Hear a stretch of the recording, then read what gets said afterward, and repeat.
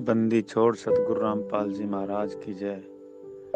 सत साहिब भगत जी मैं परमात्मा से नाम दीक्षा मार्च 2020 में ली थी। अभी तक तो मेरे साथ कोई ऐसी प्रॉब्लम नहीं आई। अब क्या है कि भगत जी 25 तारीख को जो 25 तारीख है नवंबर में, अभी परसों की, तो उसमें मुझे एक लड़की की शादी में जाना पड़ रहा है रिश्तेदारी में। तो वहाँ पर क्या है कि कन्यादान भी देना पड़ेगा और एक साड़ी भी देनी है। तो भगत जी मेरे संग का समाधान करो, क्योंकि मैं अभी रिश्तेदारी में, जगत में और परिवार में खुल के विरोध भी नहीं कर सकता कि मैं शादी में नहीं जा सकता। परिवार में बच्चे भी हैं तो वो भी जो है इस चीज़ के लिए बिल्कुल भी मतलब मेरा विरोध करना ठीक नहीं समझते। तो घर में मैं खुल के विरोध नहीं कर सका और मेरा जाना ज़रूरी हो रहा है। तो लड़की की शादी में मैं जा रहा हूँ रिश्तेदारी में, वहाँ पे मुझे कन्यादान देना पड़ेगा और एक साड़ी देनी पड़ेगी। तो कृपया समाधान करें भगत जी, क्या ये मेरे लिए उचित होगा? वहाँ पे मैं साड़ी और कपड़ा देख के और जो है भोजन करके आ जाऊंगा तो मेरा जो है ऋण तो कोई नहीं चढ़ेगा उनका। सत साहिब जी। बंदी छोड़ सतगुरु रामपाल जी महाराज जी की जय हो।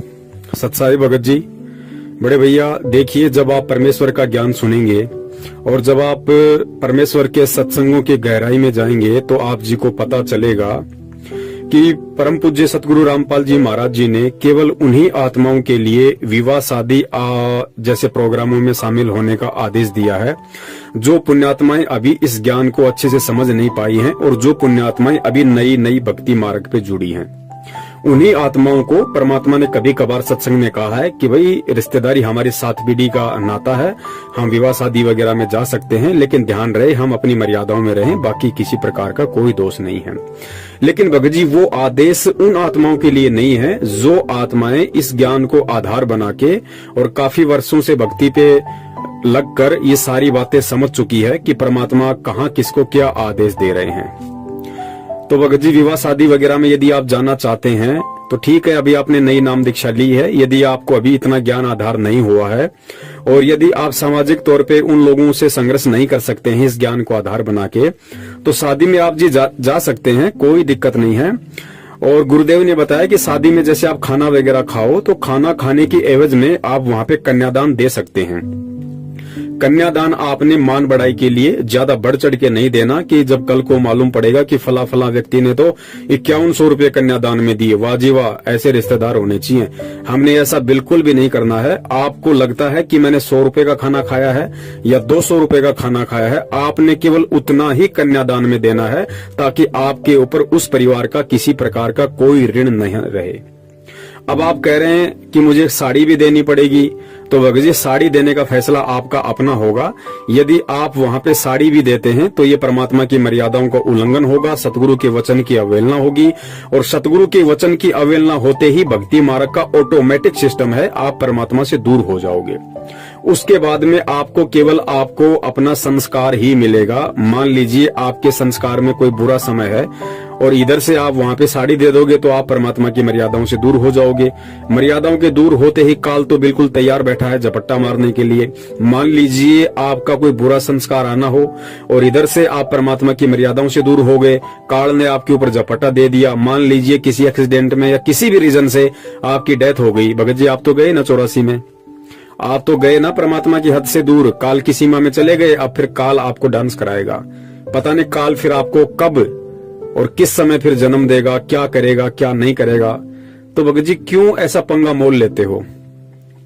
अरे हम सतलोक क्या खाक जाएंगे जब हम इन छोटी छोटी बातों से हम घर वालों का, परिवार वालों का, आड़ोसी पाड़ोसियों का, समाज वालों का संघर्ष तक करने के लिए तैयार नहीं है, तो सतलोक क्या हम खाक जाएंगे? सतलोक के लिए तो परमात्मा कहते हैं तुम्हें इतना दृढ़ बनना पड़ेगा कि जब तुम काल के सामने जाके खड़े हो जाओगे तो काल भी तुम्हारे को देख के गर्दन नीची कर लेगा। यानी परमात्मा भगत को काल से भी ज्यादा पावरफुल बनाएंगे इस भक्ति की शक्ति से।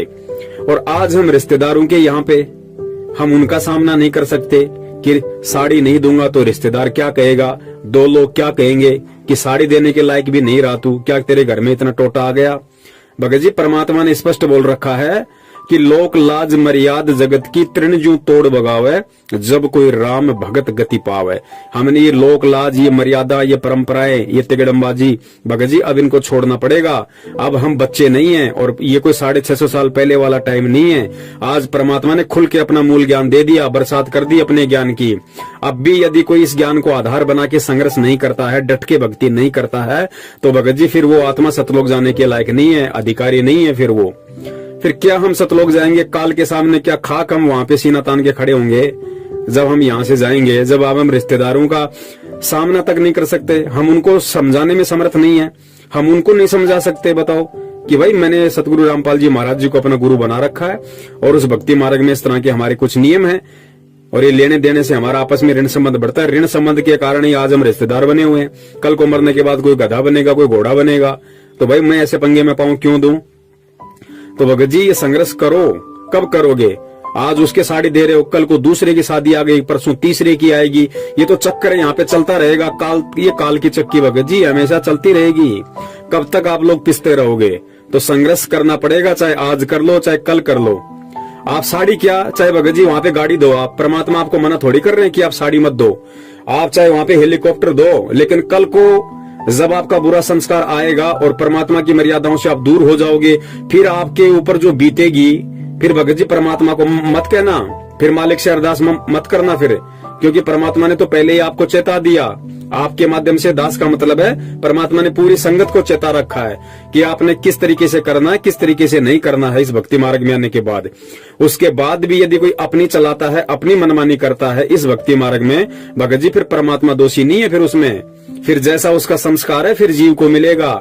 दुख है तो फिर दुख ही भोगने पड़ेंगे। इस चीज को पहले नोट कर लेना भगत जी।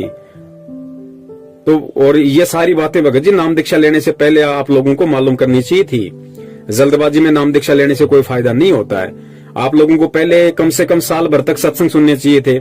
सत्संग जब आप सुनते तो आपको इस तरह की बातों का मालूम पड़ता, फिर आप डिसीजन लेते कि भैया मैं नियम निभा पाऊंगा या नहीं निभा पाऊंगा, तो फिर उसके बाद आप नाम दीक्षा लेते।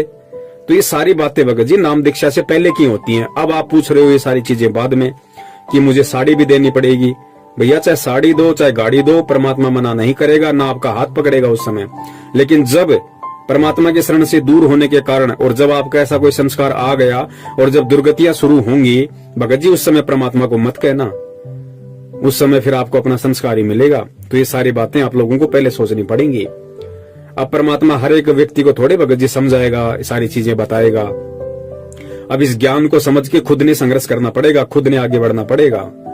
और जो इतना सा संघर्ष नहीं कर पा रहा, भगत जी सतलोक क्या खाक जाएंगे फिर हम बड़े भाई। ये विचार करने की बात है। परमात्मा तो यहाँ से सब कुछ छुड़वाने की तैयारी कर रहे हैं और हम एक थोड़ी सी लोकलाज को नहीं छोड़ पा रहे कि रिश्तेदार क्या कहेंगे, वहां पे जो और लोग आएंगे वो क्या कहेंगे। भगत जी सोचो, विचार करो। समय नहीं है परमात्मा के पास में भगत जी। ये मिनटों में समय जा रहा है, हमारा निकल रहा भगत जी, हमें मालूम भी नहीं पड़ रहा। हम सोच रहे हैं हम गुरुजी की शरण में और गलतियां कर करके हम बैठे हुए हैं, मर्यादा तोड़ के बैठे हुए हैं और सोच रहे हैं हम गुरुजी की शरण में। और कल को काल झपट्टा मार ले जाएगा, आपको देख के या किसी ऐसे व्यक्ति को देख के उसके आड़ोसी पड़ोसी और गुरुजी से नफरत करेंगे कि ये तो रामपाल जी का चेला था, फिर इसके साथ ऐसा क्यों हो गया। अब उनको थोड़े पता है कि रामपाल जी का चेला था या फिर ये काल का चेला था, ये कब का मर्यादा तोड़ के बैठा हुआ, उसमें रामपाल जी क्या करेंगे भाई। तो भगत जी सोचो, समझो, विचार करो, हिम्मत करनी पड़ेगी, चाहे आज कर लो चाहे कल कर लो। और ये छोटी छोटी बातें तो बहुत ही तो कॉमन सेंस की बातें हैं भैया। ये बातें तो आपको समझ में आ जानी चाहिए कि भाई ऋण संबंध के कारण ही तो हम यहाँ पे फंसे पड़े हैं।